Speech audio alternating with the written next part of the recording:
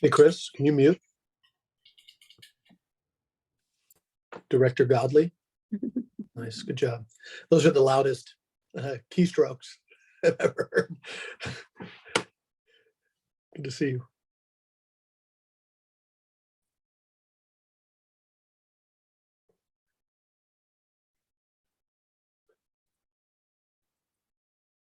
Okay, we are now live on Facebook. You may begin. Thank you very much. Good evening, everybody. My name is James Gore, Chair of the Sonoma County Board of Supervisors, and I want to welcome you to our Wildfire Preparedness webinar. Thank you for joining us here on September 13th. Hola, buenas tardes a todos. Yo me nombre James Gore. Soy el capo del Junta de Supervisores aquí en el Condado de Sonoma. Si usted necesita una traducción de este asunto de preparación para los incendios, por favor, tiene que hacer clic. Hay un link que está en la página de Facebook, pero también hay la página de YouTube del Condado de Sonoma. Puedes seleccionar y buscar Sonoma County YouTube y se puede ver la traducción en español allá. Thank you so much, everybody. We have translation on the other side, so thank you for a moment to send a message to our brothers and sisters who don't use Spanish as a primary language. As I said before, I'm James Gore, I'm the chair of the Sonoma County Board of Supervisors, but more than anything, I'm a partner in these crazy days and leaning into this world that we live in, where we've had in Sonoma County 9, I think at last count, Director Godley, 9 federally qualified disasters in the past 5 years. We all know and harken back to the Tubbs fire in 2017. We're coming up on the 5-year anniversary of the Tubbs fire. The Tubbs, I should say, not the Tubbs, but the Tubbs, the Nuns, the Pocket, the Sonoma Complex fires, the night of October 8th and into October 9th. And we all know what it was like to be caught.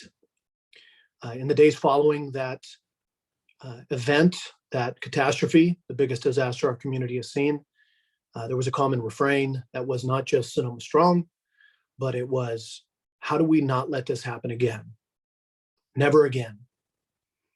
Now, never again does not mean no fires. We know that. It doesn't mean no more drought. It doesn't mean we're not going to have earthquakes. But never again means we'll never again get caught on our heels. And that's, for me, that's a commitment as a government official, as a public service leader, along with the others on this call. But for each and every one of you, you know that you are a part of the solution, or quite honestly, a part of the problem. When we've had disasters, we've been in situations where chaos has ensued. As I look back and we talk about this in the days of the Tubbs and the Nuns, evacuations, lack of alert and warning, all kinds of things that could have been improved. People not prepared with go bags, didn't know where to put themselves. We were living in days that we were quite complacent, I would say, in all aspects. And the wake-up call that we have received is an important one. And I just want everybody to know that we're not in this alone. Unfortunately, not only the entirety of California, but really every year or 2 years, we have a third of the counties in this entire nation that are hit with a federal declared disaster. And when I say federally declared disaster, there's a threshold that has to be reached that shows that this isn't just a big event, but it's something that greatly impacts community, destruction of property, destruction of homes, huge insurance issues, basically all the things that ensure that FEMA, the Federal Emergency Management Agency, comes to town.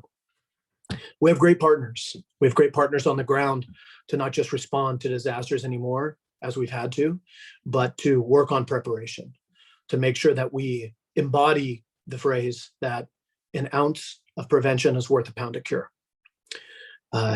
We all remember how many months and how many years it took for us to rebuild from Tubbs, but we also look to 2 years after the Tubbs, when we had the Kincaid fire, and when we evacuated 40% of the population of our community. That caused a huge disruption. That disrupted businesses, disrupted people's lives. At the same time, it ensured that when that ember storm blew on that big night a historical wind night with a fire up in the hills on the geysers. It ensured that when those firefighters, first responders, sheriff's deputies, all those individuals in the cities, when they responded, is that they were able to protect our community without having to evacuate people in the middle of it. They didn't have to save pets and people. They could sit there and make sure that they defended the flanks on Hillsburg, Windsor, other areas downriver. And we know that led to a very different scenario. We call it a tale of two fires. So while we don't get to own everything that the world brings us, we do get to own how we respond to this new normal that we find ourselves in.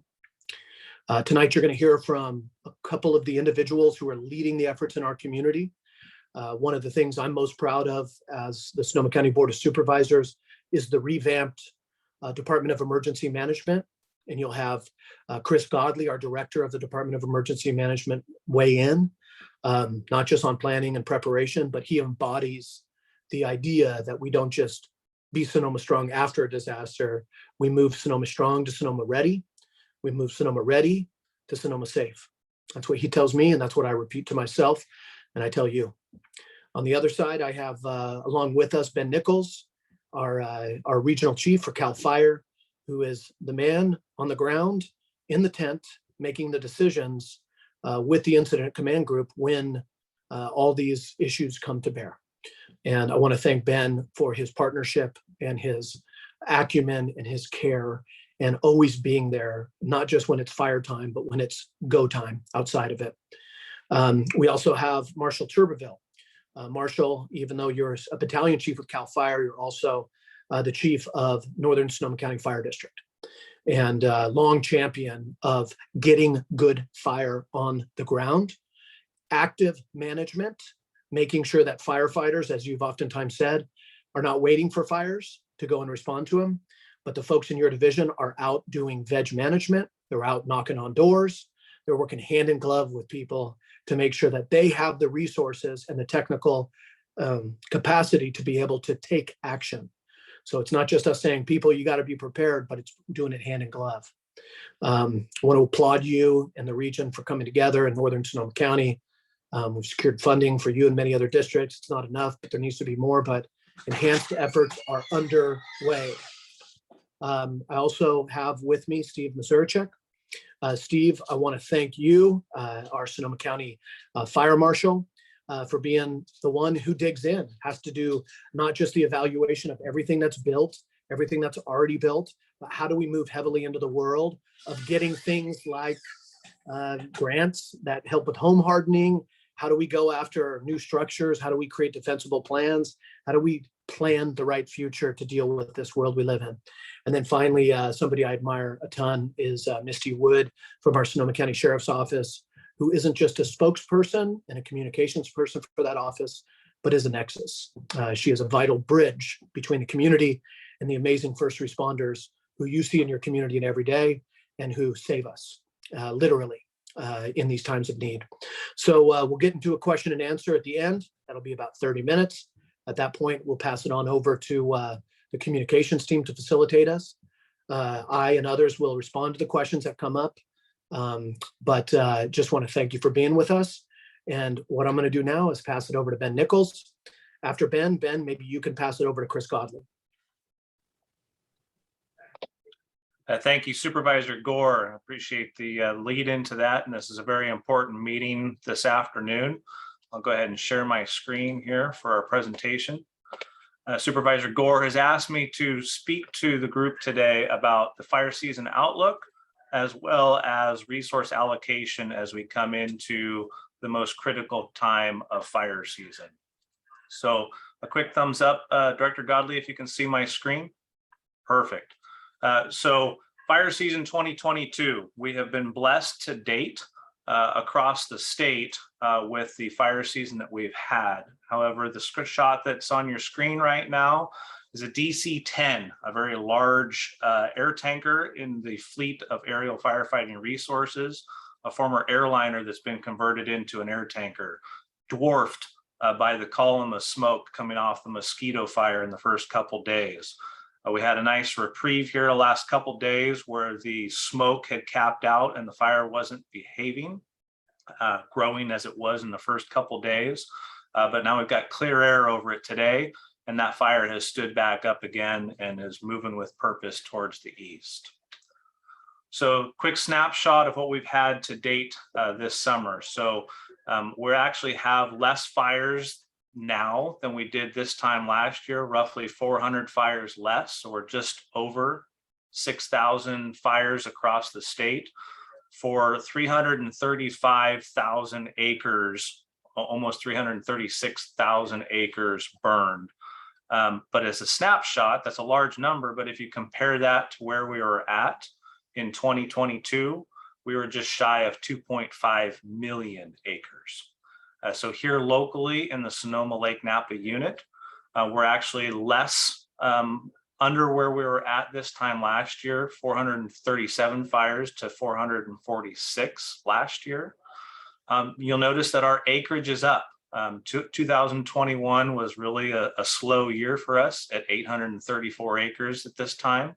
This year, we're sitting at 2,600 acres. But I'll put to the group that this time in 2020, the Walbridge by itself was over 55,000 acres. So overall, we're looking really good for where we're at in fire season. The largest fire to date here in the unit was the old fire back in May, the end of May. We had, if you recall, fire season was off to the races early this year, 570 acres, slope-driven, fuel-driven fire. I'll put to you that the 4-month outlook put together by our North Operations Center, North Ops, Predictive Services is saying that we have an above average potential for fires. I'm sorry, to go back, this is from June. So I gave you some bad news, right? I'm going to give you some good news that if you look at the outlook issued June 1st of this year, the bottom graphic of the state colored in red was the significant fire potential for September of this year. You'll notice that the entire Sonoma County was under an above normal chance for large fire potential as we came into September. The update that occurs the first of each month came out September 1st. And while I will take every day that we get, you can see that in the top left corner, that's the new estimate for September. So while the eastern side of Sonoma County remains under threat for an above average fire, the west side out along the coast is an average potential for a large damaging fire. But I'll put to you that as we come into this tail end of fire season, the fall period of time, that's when we're going to experience our offshore wind event. So as you'll hear from the other members of the group this afternoon, we really need to all do our part to make sure that we are doing everything we can to prevent those fires. And in the case that a fire ignites, that we heed Director Godley and his staff's warnings to get out of the way to allow firefighters to focus on the fight. So to reinforce where we're at with fuel conditions for the summer, where we've experienced a lighter than normal activity for fires. But you'll notice the top left graphic is what we call the energy release component, the amount of energy that's expected to come off of the flaming front of a fire. That blue line indicates where we're at today. So the good news is while it's come down post heat wave, we are still in the area that's above the highest recorded average for those energy release components in the area. So our fuels are ready to burn and they're ready to burn with vigor. That's why we need the public's help to prevent that 95% of our fires that are human caused. And then the low right graphic is the 1,000 hour fuel moisture, those heavier forest fuels. And as you can see, rather than being above a max, it's below the minimum recorded moisture available in those fuels. So our fuels are ready to burn. We just need the public's help to not ignite those fires under the wrong conditions. So that's the conversation of where we're at with fire season. Now, for the success or the components that help keep these fires smaller this summer, CAL FIRE has brought on additional resources this summer. First and foremost, the 3 aircraft that you see in the picture were hired on early this summer to bolster CAL FIRE's fixed wing air tanker fleet. And 2 of those air tankers are based out of McClellan, which is roughly a 15-20 minute flight time from McClellan to here. So we're very fortunate with where we're at compared to the resource allocations in the state. And then to go with that, the department also hired on a long-term contract 10 exclusive use helicopters. And 2 of those 10 helicopters are located here in the unit. 3-7 Sierra, where we ended up with a different sky crane there on the right, and a Chinook out of the Napa County Airport 1 Charlie Hotel. So again, 10 helicopters across the state, and 10 additional helicopters across the state. And we have 2 of those here in the Sonoma Lake Napa unit. And then a big win last week was our open house at the now Hood Mountain Fire Center at the former Sierra Youth Center on the backside of the Los Gilicos campus, located at the base of Hood Mountain. So not only is that crew, when not committed, they're currently over on the Mosquito Fire, but when not committed to major fires, are here available in the county, not only for the fire suppression component, but also that critical pre-fire work that needs to be done to set that battlefield for success in the event that we do actually have a major wildfire. Now with that, I'll turn it over to our next speaker. Director Godley. Good afternoon, everyone. I'm Chris Godley. I serve as the lead for the county's Department of Emergency Management. We were formed just about 3.5 years ago, largely as a response to what we saw in the 2017 fires. And our mission as a department is to lead not only for the county of Sonoma, but for everyone in the county, cities, special districts, residents, communities, neighborhoods, private sector, really lead all the efforts needed to prepare for, respond to, and recover from a disaster event. And so to that end, there's been quite a bit of activity, of course. As Chairman Gore really outlined at the beginning, the county has not been a quiet place for this kind of work. Our residents, we've all been quite through a lot in the last few years, but it is important to note that there have been significant progress, not only in government and public safety and the ability to coordinate effectively, but most importantly with residents. Each and every one of us have done pretty significant work in many cases for preparing ourselves, our families, our neighborhoods, and our communities. So I thought I'd just touch on a few things that we could be doing here to also take a role in preparing for the fires like Chief Nichols just outlined. So what I'd like to do is very briefly share with you our socoemergency.org website. This is SOCO, S-O-C-O, emergency, one word, .org. And this is a website that we'll be using both before an event, during a disaster, and even afterwards as the community heals and recovers. And so this evening, as we talk about getting ready for fire, we'll go over here literally to the tab that says Get Ready. It is important to note that we have the website's also available in English and Spanish as well. And as we look at the website, again, before, during, and after disaster event, anybody can always click on Spanish and get a fully interpreted version of the website immediately available for them as well. So as we look through the website, I just highlight a few items for us as we're getting ready for disasters. And the first is by clicking on Be Prepared, there's a lot of information here. And that can be challenging. What's important to me or my family Do I have unique challenges, or perhaps I have children or pets that I want to touch on?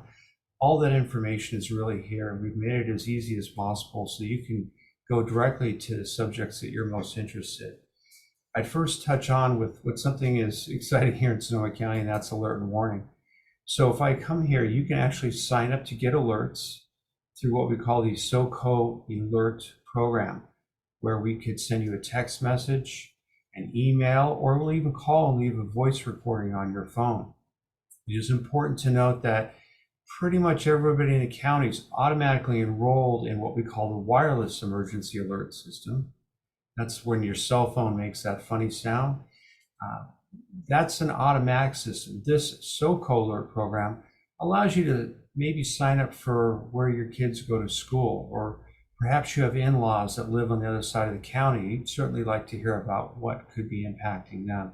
And so this is a great way to get started on making sure you're connected with folks. So by going to this little tab here on SoCo Alert, you can actually enter in your contact information, and that way we know how to get a hold of you if we need to. And it's especially important as we talk about wildfire and the potential need for evacuations.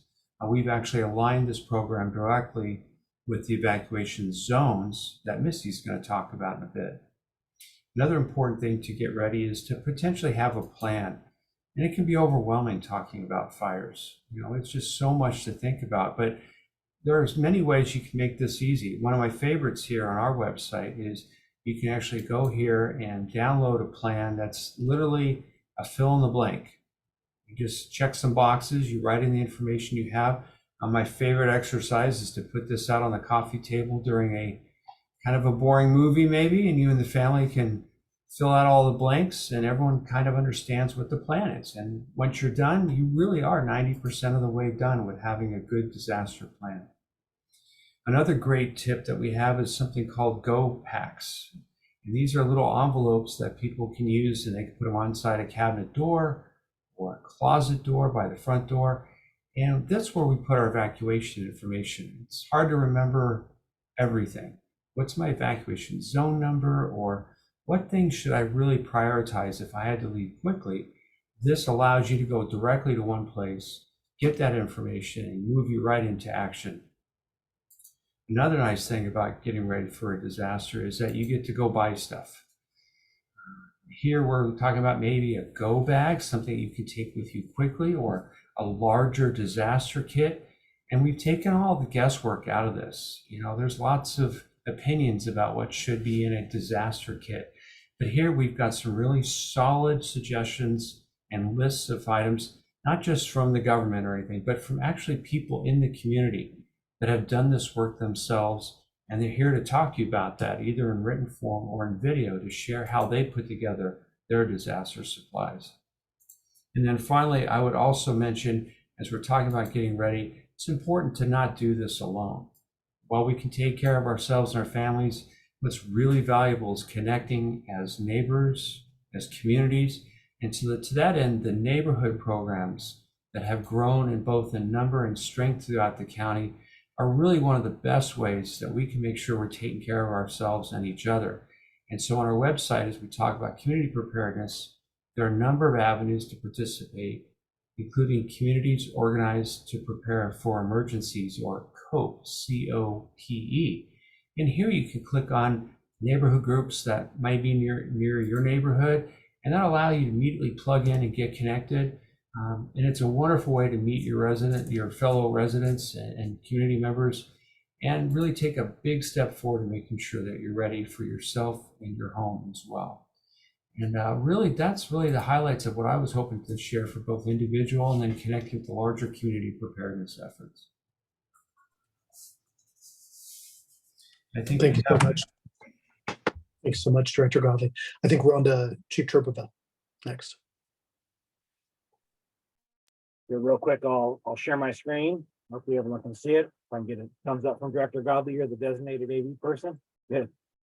So I've been asked to talk about two things, prevention of wildfires and then being prepared if they do occur. So I'll cover that here in a couple minutes. So first off, on the prevention aspect, it's somewhat a simple question. If you're doing an activity that could start a wildfire, either don't do it or mitigate that potential. And so in the next couple slides here, it shows, as you guys have seen, is most of our fires are human caused, over 95%. Hey, Chief, real quick. Yes. I gave my thumb up too soon. I don't see your slide. You're not advancing. Let me restart then. Is it showing now? There we got it. Yep. So this slide here is just showing some illustrations of what you've seen out there in social media, that most of our fires, as a reminder, are human caused.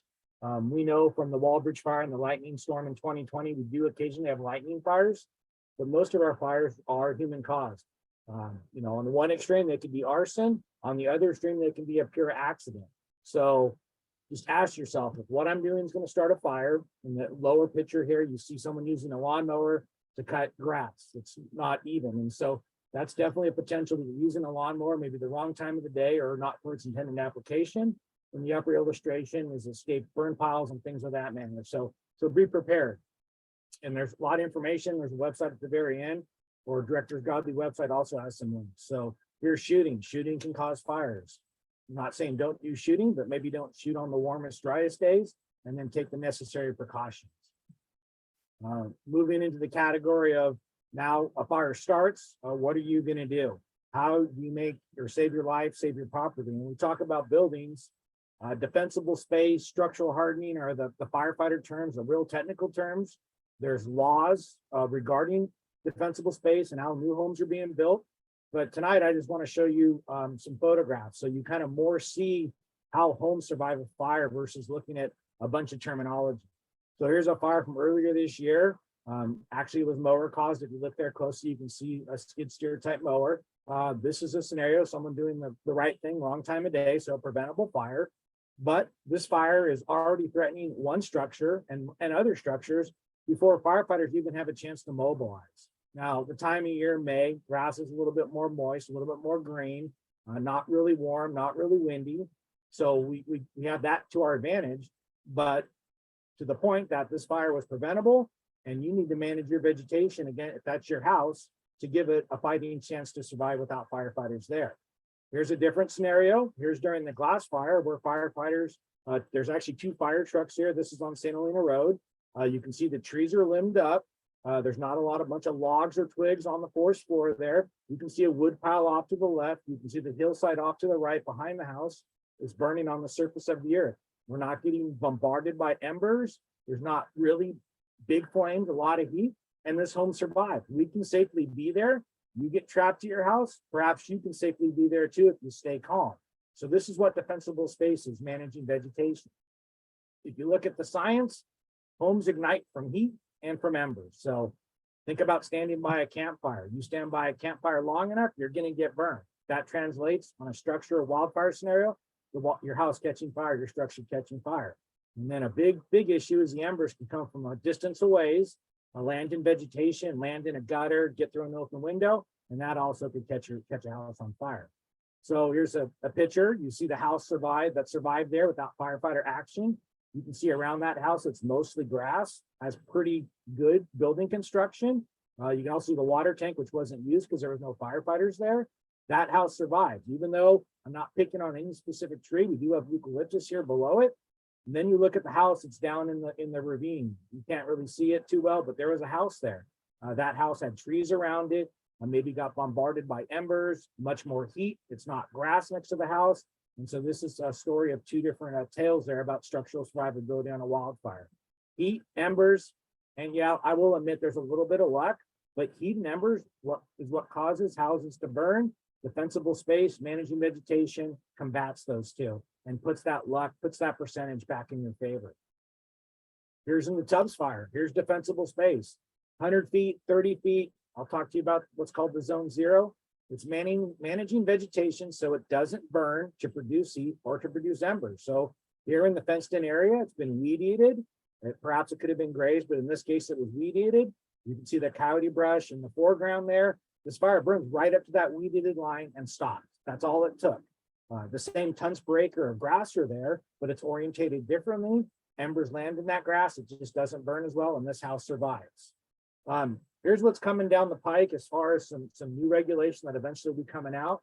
This is zone 0, right up against your house. What we've seen during fires is with the wind and leaves and small twigs, they get blown in the wind. They end up piling right up against your exterior wall, and they catch your wall on fire for a variety of reasons. So this in the house in the upper right, it's gravel about 3 feet, ideally a little bit more, but it's in the shade. It's been irrigated. The grass is green, great.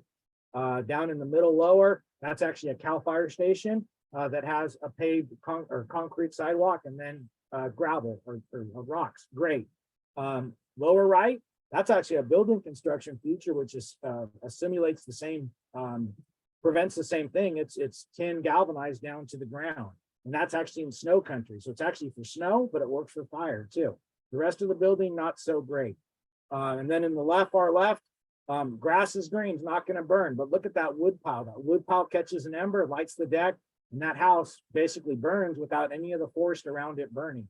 So it's all these little things, how they come into play, structure, how your structure is built, how you manage your landscaping. Here's an ember that lands in the middle of Santa Rosa and starts burning a house. Luckily, firefighters got there quick enough. Not a lot of wind, but this is a scenario where an ember lands in bark, lands in duff, lands, no one sees it, everyone's evacuated, firefighters are on the edge of the fire, eventually see it, wood deck burns, house is newer, party board perhaps, windows break, but eventually firefighters took action and prevented this from going house to house. So this is the tricky part about embers. If you live in a wind-prone area, an area that gets embers or has had embers from the fire, you see burning leaves, you got to think about ember as your bigger hazard than actually the vegetation, a forest, catching your house on fire. Here's what lack of management looks like. Grass right up to coast live oak. Douglas fir trees growing underneath coast live oak trees. Our intention here is to keep the fire on the surface of the earth, keep the shade so that the fire does not produce embers, does not produce a lot of heat. So weed eat the grass, graze the grass, remove some of these Douglas fir trees that are growing underneath the oaks, prevent that fire from getting up in the tops of the trees. That's what we're looking for, defensible space next to your house, along roads and such. Here's what it would look like. Here's embers that land during the Walbridge fire in an area, and this is a forest of exotic species of trees, intentionally exotic species, but it's been managed. They weed eat it. No firefighters here. Some stuff rolled out, some embers landed, and the fire actually went out on its own because of how this is being managed. Trees limbed up, they got spacing. In the last couple minutes, I just want to talk about other things to consider and then end with a positive note. So remember, if we can't find you, we can't get to you. Addressing roads, these are various examples in parts of the county.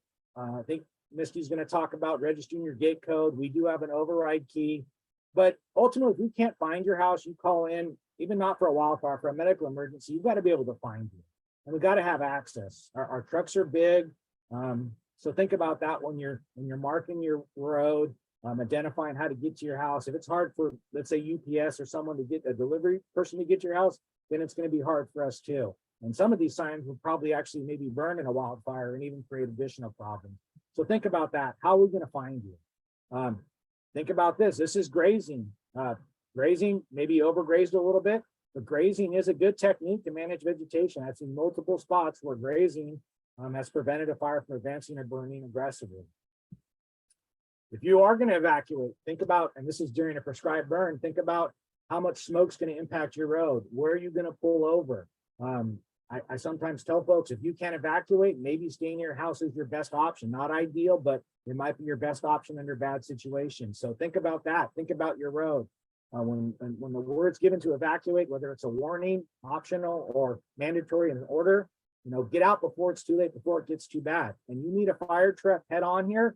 One of us has got to back up. And backing up when things are on fire, when it's smoky, is a lot more difficult than on a nice calm day. Wood bridges, wood features, this is a problem that happens to us too. So think about that. There is sometimes some construction or design features of landscaping.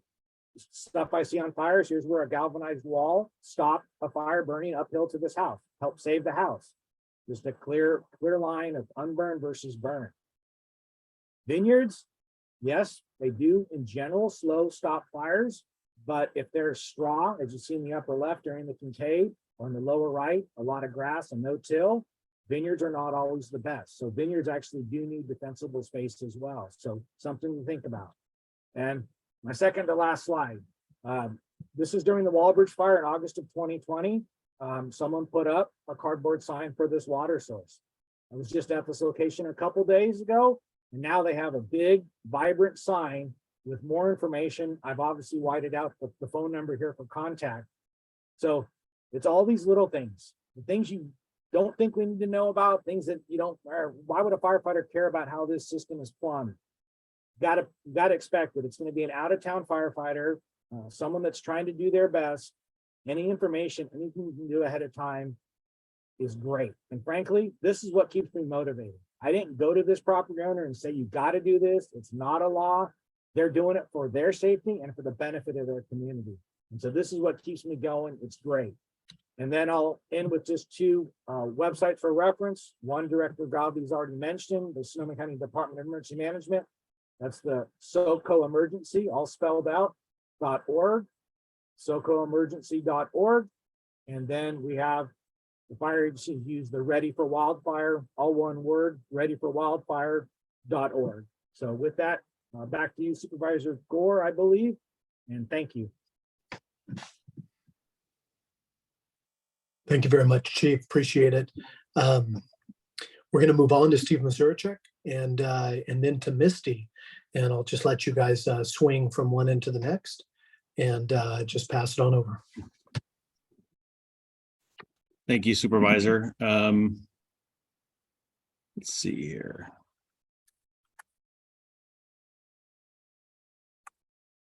Can you guys see my slide there?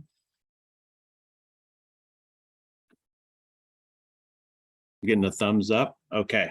Hello, everyone. My name is Steve Massurchak. I am the Fire Marshal for the County of Sonoma. My job is to enforce the regulations that has to do with our 13A ordinance, which has to do with defensible space, our county-wide chipper program, and a lot of our vegetation management grant resources. I'm also the liaison to all the fire districts in the county. So some of the topics we're going to cover today is defensible space inspections, how that works, how that means for people that have property in the unincorporated areas of Sonoma County, our curbside chipper program, and our vegetation management grant programs. And then at the very end, there'll be a list of resources where you could find all this information, and they're also available in the slides. So to start off, in the county, we have an ordinance called 13A. This ordinance provides defensible space minimum requirements for both areas in the county, which would be considered SRA and LRA. LRA stands for local response areas. SRA stands for state responsibility areas. These are the areas that CAL FIRE generally does their inspection program. We have an agreement with CAL FIRE to coordinate inspections within certain areas to enforce the regulations of the Public Resources Code 4291.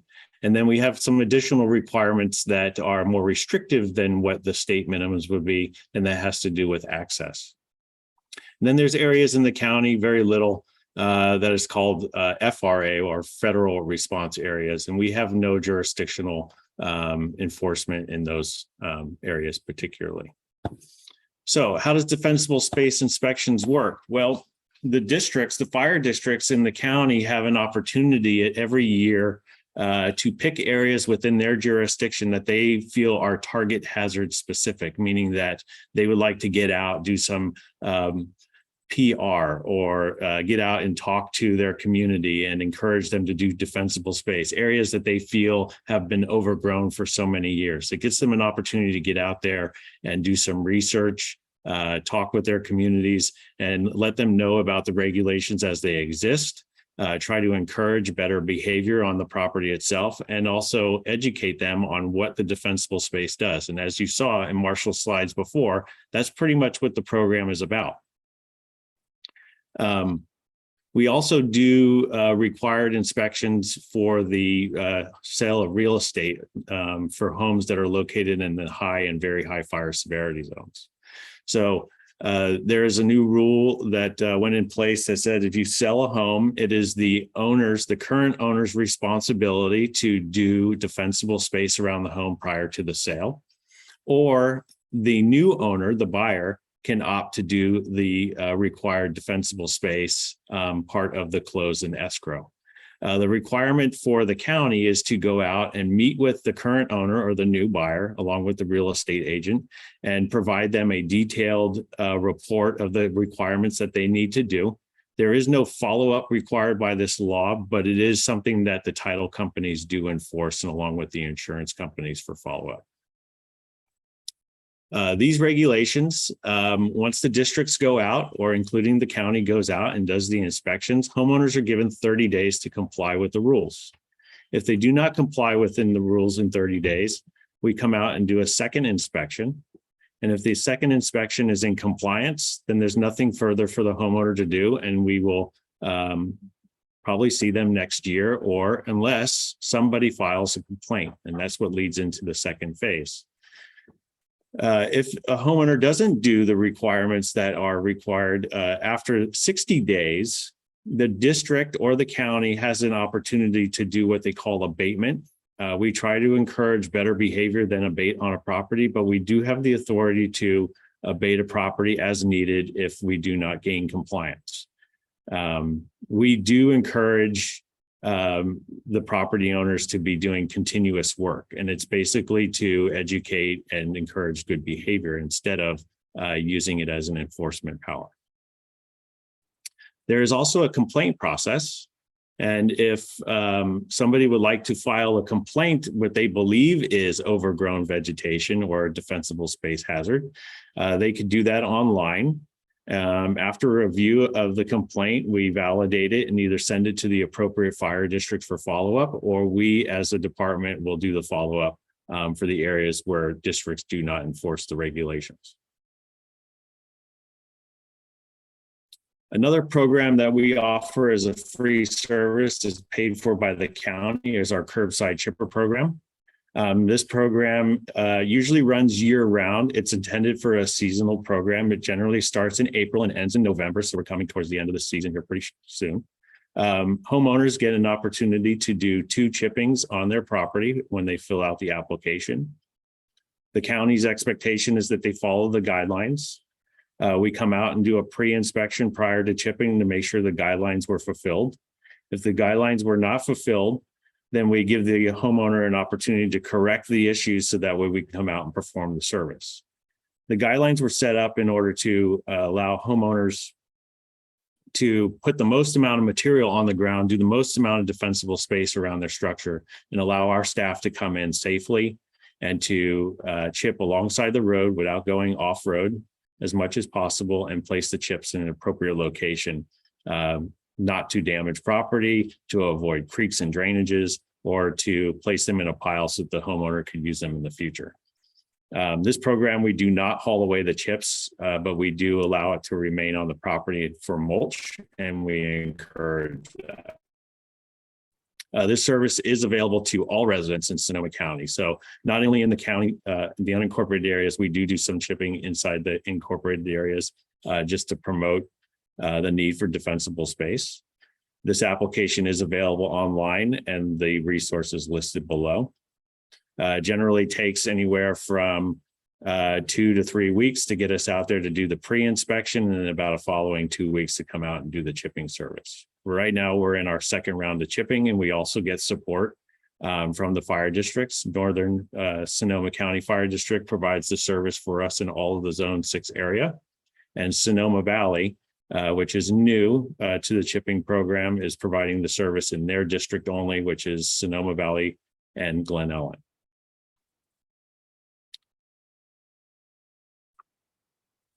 We also have some vegetation management grant programs.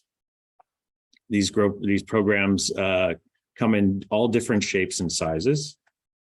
One of the programs is what we call Wildfire Adaptive.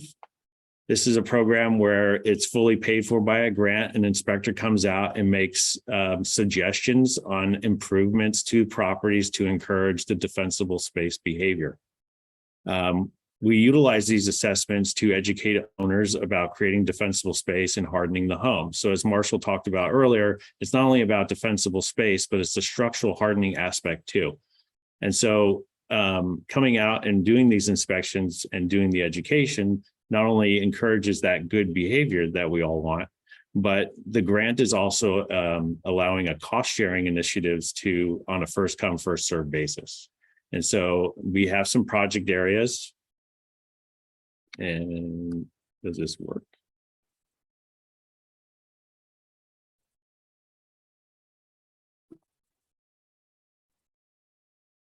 It's not working right now. All right, I'm going to scrap that idea.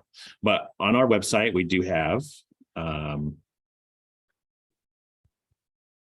links to the maps of our project areas to help provide that service. We've currently done over 5,000 inspections. And of those 5,000 inspections, they've all been completed. We've talked to all the property owners and we've identified all the things that they need to do.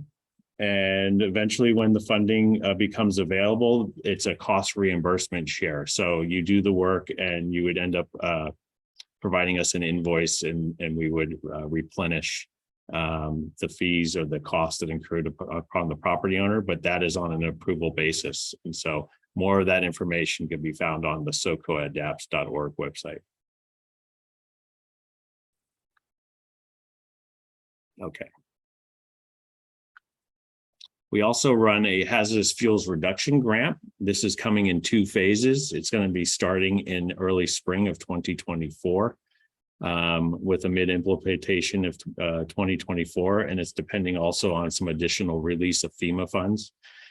This is also in part of the BRIC grant that was announced through the Biden announced the release of some money for the county for what they call the BRIC grant. This will open up the doors for vegetation management for property owners. It will open up the doors for structural hardening retrofits. And then it will also make available for larger scale projects, which we're working with all the different county agencies, whether it's parks and open space, including the fire districts, including and CAL FIRE, to identify some areas in the county to create large scale vegetation management. So this is fuel breaks, use of like sheep and animals for grazing, prescribed burning, things like that. If you'd like more information, you can contact Misha Bailey at the bottom there. And so resources. A lot of educational resources found on Fire Safe Sonoma. Fire Safe Sonoma is a nonprofit. Their sole mission is to increase the awareness of wildfire issues in our county. So if you like more information about what Fire Safe Sonoma is doing in coordination with all the different departments, it can be found there. CAL FIRE has got some really good information on readyforwildfire.org. It talks about the same stuff we were addressing today, which is preparedness, home hardening, defensible space, and also how to prepare for an evacuation. And some additional advice and resources are found here. And that concludes my presentation. Thank you. I'll stop sharing my screen. Thank you very much, Steve. You're welcome. Misty, I'm going to pass it over to you. And I know we're pushing a little bit long on our presentations. Misty, take the time you need, and we will just adapt and take on Q&A as best we can. Thank you. Okay. Thank you, Chair Gore. My name is Misty. I work at the Sheriff's Office. During fires, my role is public information, including issuance of evacuation orders and warnings. So the reason I'm here today is that the Sheriff's Office has the legal authority and the responsibility to conduct evacuations when your life is at risk from fires or other natural disasters. We work very closely with our fire partners, some of whom you see here today, to understand where the fire is located and which direction it's headed, so we know how to conduct those evacuations and who needs to get out of harm's way. There are 2 terms you should be familiar with, and the first is evacuation order, This is a mandatory order from the sheriff to leave. The second is evacuation warning, and that is optional. An evacuation warning tells you that you could be in danger, you may need to evacuate soon, and that's a really good time to make sure that you're prepared and ready to go. It's also a good time to leave if you have access or functional needs or large animals, or you just want to beat the traffic during an evacuation. So I'm going to give you today 3 easy things that you can do to be prepared for an evacuation. Those 3 things are know your zone, get your evacuation tag, and register your gate code. So we'll start with number 1. The whole county is divided into evacuation zones. These are predetermined geographic areas that the sheriff's office uses when issuing evacuations in large-scale incidents. What's great about evacuation zones is they operationally for us and CAL FIRE makes it very easy to decide where to draw lines and quickly decide which areas are going to be evacuated based on the threat. The really nice thing for you, members of the public, is that you easily know whether or not you're subject to an evacuation order. So right away, you can tell whether or not you have to evacuate. So to look up your zone, go to socoemergency.org/evacuation-map, type in your address, and your zone number will pop up. As an example, the fire station in downtown Geyserville is in zone SON-2G1. So all of the evacuation zones in unincorporated Sonoma County have that number structure. The most important thing about your evacuation zone is you got to remember it. So please write it down or put it in your phone. And that way, when you get those evacuation orders through Nixle or through an alert, you'll know whether you're subject to an evacuation or not. So that's number 1, know your zone. Number 2 is get your evacuation tag. This is an evacuation tag. So this is something that is free and voluntary, and you can get this at any sheriff's office location and most of a lot of fire stations throughout the county. And what we do is we ask that you tie that in a highly visible location once you've evacuated so that deputies already know that you've left. And so here's the really important thing about tags is it saves precious minutes. So rather than a deputy trying to figure out how to get through your gate, drive down your road, knock on your door, check your house to see if you're gone, he or she can look at this, know you've already evacuated, and move on. So the faster we get you out of harm's way and the faster deputies can get out of the way, the sooner firefighters can come in and do their job and put that fire out. So that's number 2, is get your evacuation tag. Number 3 is register your gate code. We've talked about this a little bit tonight. Often in rural areas, you have a gate code for the gate that grants access to your property. We don't know the code unless you share it with us. So as we're conducting evacuations, if we don't have your code, we have to figure out how to break through your gate. Now, we're really good at that, and we will probably do it. But we would rather not. We would rather have your gate code, easily access your property, save time, save damage to your gate. The gate code registration is voluntary, confidential, and free. We ask that you go to sonomasheriff.org/gate-code or call dispatch at 565-2121. Enter your information there, and that will allow us to get in during an evacuation or during any other emergency if you call 911 for help. The awesome thing about gate codes is that we share that confidential system with Redcom.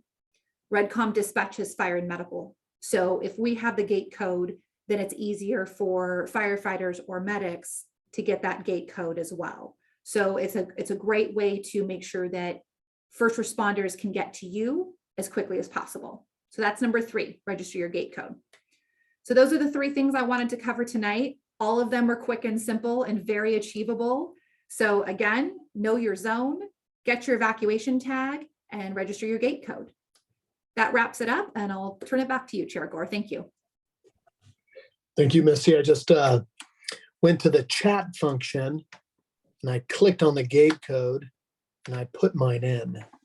So, some people worry about that kind of stuff, like, oh gosh, I'm giving, like it's a trust issue. I'll tell you what, I know a lot of people who, for me, if the police want to get into my house, they can. I would rather them get there when when I need their help, rather than worry about some far off place and some kind of conspiracy theory. But that's just me speaking.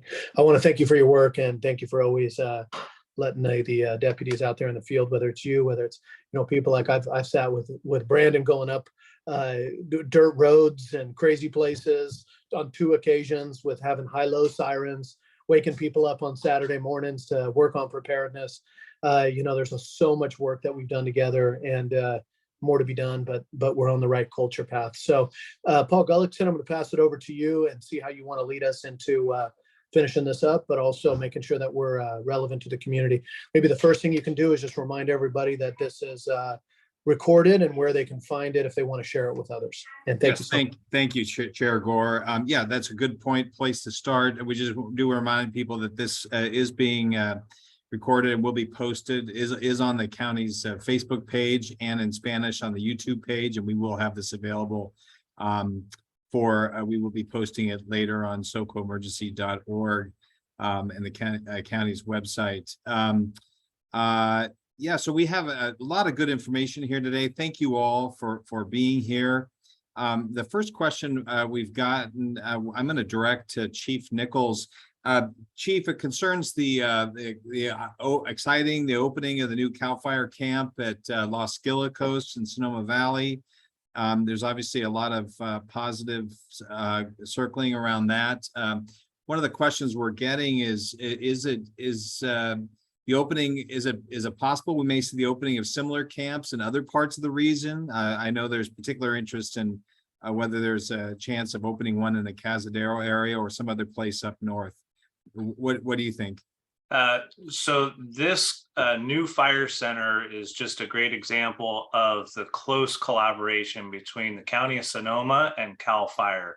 If it wasn't for Supervisor Gorin and her counterparts across the county to identify the vacant county facility that was turnkey almost for us to move into, this wouldn't have come to be. So the county, we can't thank them enough for the above and beyond that they've gone through to make that facility available to us, to make it something that we could put our personnel into, so they could be housed here in the county. So not a lot of facilities out there that will hold a crew that has 40 firefighters assigned to it. Day to day, that crew strength is 16 firefighters as a minimum. But there's not a lot of opportunities out there. So other than purpose-built buildings that are millions of dollars to bring together, not a regular thing. But again, I can't thank the county enough for what has been undertaken to bring that crew back into the county for the first time in 30 years.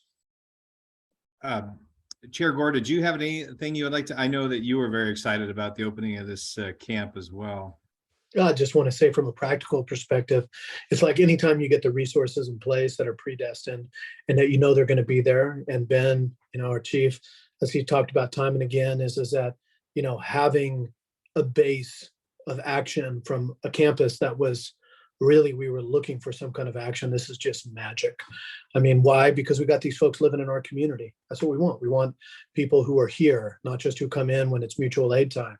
We also have folks who are doing veg management during most of the year. And then we know we have strike teams and ability to mobilize a whole campus if needed, right? So it's not just the individuals that are there. I mean, this is going to be a beating heart for that whole Los Galicos area, which was a county campus that, for good reasons, we weren't having a lot of action there because we're doing really good work on diverting people away from juvenile hall and other kinds of situations like that. And so, this idea of adaptive reuse and getting it in is magic. So, thanks to Ben for advocating for everybody making this happen. Well, on that note, about the vegetation management that's going on there, Chief Nichols, you mentioned that there is a lot of pre-fire work. We have a specific question, and I think Chief Tuberville, you mentioned this as well. What are shaded fuel breaks? That was a question that's come up. I know that's part of the work that's going on out there from what we understand.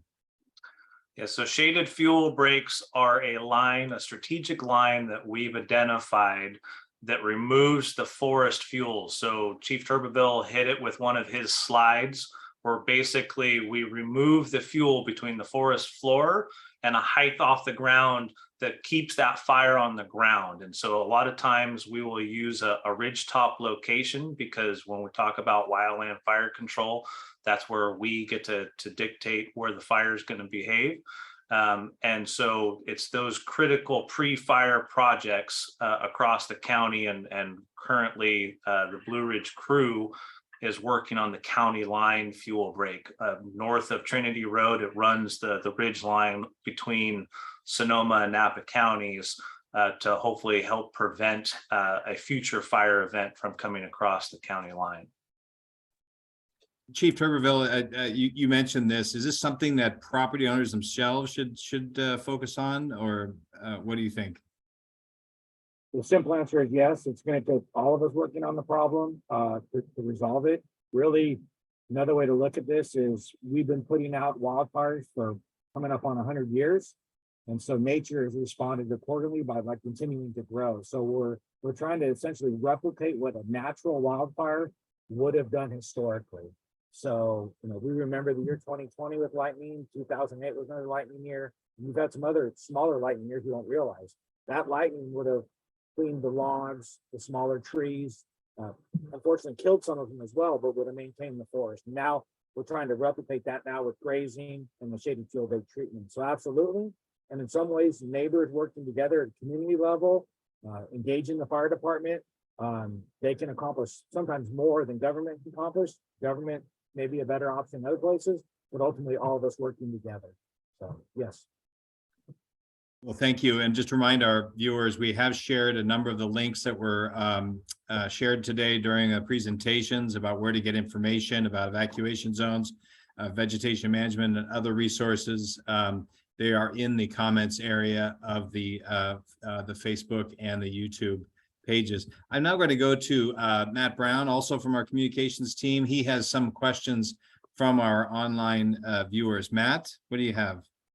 Yeah, thanks, Paul. I think this is a good question for Misty. What's the difference between an evacuation order and an evacuation warning? And how do I know when I really have to evacuate? Thank you, Matt. An evacuation order is mandatory. So when the sheriff calls an evacuation order for a particular area, Penal Code Section 409.5 says you have to leave. It's a requirement. An evacuation warning is just that. It's a warning. It's a heads up that you may be put into evacuation order soon. You should be ready to go. To answer the question, how do I know when I have to leave? Absolutely, during an evacuation order, you have to leave. However, we always encourage you to think about yourself and your family, because you're responsible for yourself and your household, right? So if you have large animals, or you don't drive at night, or you've got just a lot of complicating factors in your life, then we recommend you leave during the evacuation warning, because it buys you time and you're not going to be stuck in traffic, and you're not going to be leaving panicked or in a rush. Thank you, Matt. Thanks for that, Misty. Appreciate it. Here's another one, I think probably best for Fire Marshal Massurchak. This is from Priscilla, online viewer. She has a specific question about some vegetation management along Bennett Valley Road in Santa Rosa, but it brings up a bigger question. How should the public go about reporting or inquiring about the plans for vegetation management in public places? Well, I think if I understand the question correctly, is that if you have Bennett Valley Road, because it's a public road, a public right-of-way, the Department of Public Works only does vegetation for site clearance and site distance purposes. They do not get involved in any fire prevention type work as it relates to defensible space. Now, the fire district, depending on where you're at on Bennett Valley Road, may be able to assist you with helping contact property owners who have an investment in that right away, and encourage the property owners to do the defensible space along the road if necessary. It also gets them out there to evaluate what needs to possibly happen. And so I would encourage contacting your local fire district first. And then if it is a larger scale problem, then we can work with that local fire district to create a project out of it and try to address the issue at a later date. I hope that answers the question. Great. No, thanks so much for that. I appreciate it. We just have one more question here. This is from a viewer, Joe. She says, this might be best for Director Godley. My question is in regards to whether there's a plan to improve the evacuation process. We could benefit from having a list of routes, better traffic management, better timing of announcements, any other information like that. How have we addressed that so far? Well, thanks, Joe. Thanks, Joe. That's a great question because it is a significant concern in the county. Of course, with the exception of flooding along the river, our biggest challenge is knowing exactly where the threat's coming from. So even for fire, we don't know where the fire might have started or which way the wind's blowing. So looking ahead to identify exactly which route people should take, that's a challenge. I can tell you what we're doing right now is, as the county is updating its safety element for its general plan, which is usually a pretty quiet affair, one of the key new requirements from the state of California is that we now have to conduct a very formal route analysis of all the road networks in the county. So we've actually now going to hire a firm that specializes in traffic analysis and evacuation routes. And we're going to be assessing the county's entire road network to see which routes are going to work best, where the challenges are, whether it's the ability for people to navigate an intersection, or maybe there's a speed limit due to the quality and caliber of the road. That's the kind of truth that we're going to be teasing out in the future. And that's going to give us the ability to then go work with specific communities and work on not only identifying what is the best evacuation route, but maybe what are the alternates as well. Matt, may I add on to that as well? Of course. Thank you. That's something we hear as well from the sheriff's office, since we're the ones who are ordering those evacuations. I just want to touch on something Director Godley said, and that is that we don't always know where the fire is or when it's going to start.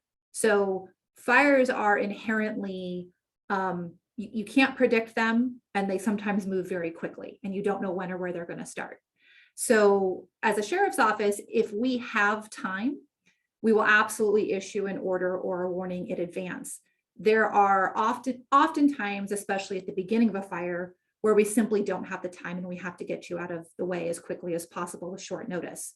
So it is stressful and inconvenient, and you're always going to have traffic. So just expect that. That's the nature of evacuations, unfortunately. So there are times when you can't get around those things. It's just the nature of the incident. But again, if we have advance notice, we will, like we did with the Kincaid fire, where we were able to evacuate Windsor and Healdsburg significantly in advance of when we expected the fire to hit those communities. Thank you, Matt. Thank you, Misty, and thanks everybody for all that information. That's all the questions we have. Chair Gore, I think it's back to you, or Paul. Yeah, Chair Gore, I'm going to go to you in just a second. One question we are getting is whether or not the slides will be available. I just want to let people know that indeed we will be posting the slides with this recording, and we those that were shown today. And but if anybody has any specific questions or contact information they would like, please go ahead and email us at publicaffairs@sonoma-county.org. That's publicaffairs@sonoma-county.org, and we'll be happy to get back to you and get you that information. So with that, Chair Gore, I'll turn it back over to you. Just a pleasure to be with you all in mid-September. And a reminder to everybody out there that we have a lot of people who come up to us these days and say, hey, there was a fire over on the side of the freeway. Hey, there was a fire down in South County, or did you hear about that? Whatever. And there's two ways that people address it. One is that they look at you with awareness, preparedness, and the other way is they look at you with fear. And I just encouraging everybody to be the ones who look at each other and spread awareness and spread resolve and spread resilience instead of the vice of that. We have fires in Sonoma County. We're going to have fires from now through October. The difference between a fire on the side of the road from a chain that's scraping or something else that's not during a red flag warning are very different situations. That's why we got to trust the professionals here time and time again. They've always been here doing the professional work. It's just the rest of us who took a while to catch up and pay attention. So it's time to follow their lead. Join me in signing up right now for your gate code or taking action in your own yard. Thank you so much, everybody.